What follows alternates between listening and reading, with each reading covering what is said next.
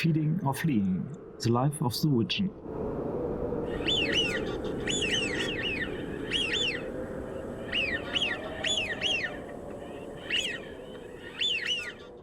Wigeons have to feed day and night on the ground, where they are constantly exposed to predators. Living in flocks is their only chance. Their energy budget is at the limit of their physical capacity. How do they manage this? Wigeon are dappling ducks, widely distributed in the north of Europe and Asia. The Western European population is stable and about 1.5 million individuals. The red area on the map marks the breeding area, where Wigeon breed by small lakes. The wintering area is colored blue. From September to April, 60% of the European population winters along the Wadden Sea coast and 30% on the British Isles. In cold winters, they also use other coastal regions. Unlike other ducks, outside the breeding season, Wigeon are vegetarians. They mainly feed on pastures, grazing like geese. Plants are harder to digest than insects or other carnivore nutrition, so they have to ingest large amounts of food. Due to the high proportion of cell wall material, grass is especially hard to digest. Ruminants arose during the evolution of mammals, but they don't have to fly. Of all bird species, grazers are by far an exception. Only 24 of 10,000 species are grazers. The Eurasian Wigeon is the smallest grazer. That's important because small bodies exhibit relatively large surface areas. Since a bird's body temperature is close to 40 degrees centigrade and always above the ambient temperature, birds permanently lose heat and energy. Wigeon have two energetic characteristics that are particularly demanding. They feed on poorly digestible food and they are relatively small. Energy is of crucial importance in biological systems. All aspects of animal biology, actual behavior, as well as evolutionary processes are affected by energy. In a manner of speaking, energy is the currency of ecology. Together with Vera Knoke and Kai Eskelsen, I observed Wigeon flocks at different sites along the North Sea coast of Schleswig-Holstein to investigate the ecology and energetics of the species. Over 660 hours, both day and night, we identified the Wigeon's activities and reactions to predators. I determined the energy budget by investigating energy intake and expenditure. Energy intake was identified by the amount of ingested food and its energy content. Energy expenditure was investigated with 4 methods. The oxygen consumption of resting birds, the basal metabolic rate, was identified under laboratory conditions. The energetic costs of activities were investigated in an outdoor aviary by telemetric heart rate measurements and parallel use of doubly labeled water. This water includes heavy isotopes of hydrogen and oxygen. Blood samples taken before and after injection enabled me to determine the metabolic rate in between. Heated taxidermied mounds installed nearby measured the cost of maintaining the individual's body temperature. By combining all methods, it was possible to calculate the energy expenditure for all activities and each weather situation. What about the results? Wigeon have to feed 14 hours in September and 17 hours in April. They spend more time feeding than any other bird. They prefer to feed at night. They only feed during daytime when the nights are not long enough to cope with their energy requirements. In winter, Wigeons stay in flocks of 230 birds during the day and 100 at night. Like geese, they graze on pastures, salt marshes, or winter grains. A lot of disturbances occur every day. Within seconds, the flocks flee to nearby bodies of water. In most cases, the disturbances are caused by birds.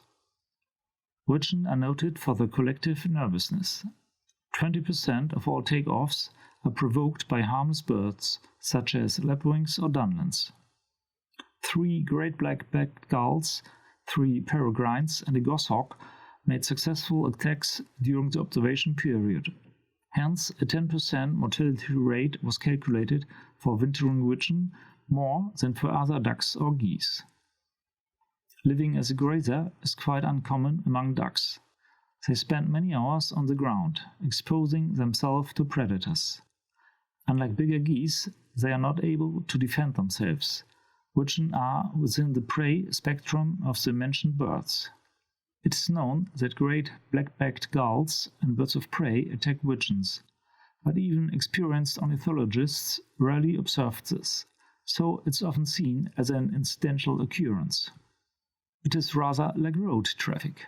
While scarcely anybody has ever personally witnessed a severe accident, pedestrians' behavior is well adapted to cars as predators. You look both ways before crossing a street. There are pavements, zebra crossings and pedestrian lights, traffic education, crumble zones and automatic warning systems. Similarly, a Wigeon's behavior, biology and physiology are adapted to its dangerous way of life. They prefer to feed at night, when diurnal active predators are not a risk. Their eyesight is adapted to nocturnal activity. This is obvious when their eyes reflect torchlight like those of a nocturnal mammal. A Wigeon's eye is provided with a reflecting layer. Geese eyes are not. The feeding activities of geese are restricted to daytime. As the days get shorter, they have to leave the Wadden Sea. Another adaptation for dealing with avian predators is the forming of flocks. More Wigeon means greater vigilance, thus reducing the likelihood of being preyed upon. The collective nervousness is another adaptation for coping with predation. To increase their probability of survival, Wigeon put up with frequent false alarms. Wigeon can afford them because they only have to fly 30 meters to the next body of water, and compensate for such daily disturbances with a 1% increase in food intake. Wigeon eat 350 grams a day, half their body mass. Their main food is salt marsh and pasture grass, winter wheat and winter rape. There are no differences in energy content between them, but different vegetation density and digestibility result in considerable differences of energy budgets. On pastures, Wigeon gain 32 kJ per hour. On winter wheat, it is a 1.6-fold, and on winter rape, 6 times the amount. The basal metabolic rate of Wigeon is about 3 Watt. Different methods make it possible to calculate thermostatic costs and the costs of activities. Wind increases energy costs by 10%. This is not the case in free-living Wigeon, which are on the move between 19 and 22 hours a day, since the heat production by the movement is used for body heating. This is something we know from our own experience. If you are running in the cold, you don't need a coat. Another calculation shows Wigeon's energetic situation when heavy snowfall covers the food plants. In this case, they can wait 4 days for thaw, but on the 5th day they have to fly to southerly wintering areas, for example 300 kilometers to the Netherlands, which are hopefully free of snow. This prediction was confirmed by observation. Some years ago, heavy snowfall on the 26th of December resulted in a total snow cover in North Frisia. On the 31st of December, 15,000 migrating Wigeon were observed on the island of Helgoland, heading for the Netherlands. But what is the ideal body size for Wigeon? Wigeon have reached the lowest possible range of potential body size. In spring, they do hardly anything but feed, feed, feed. What is the advantage of being small?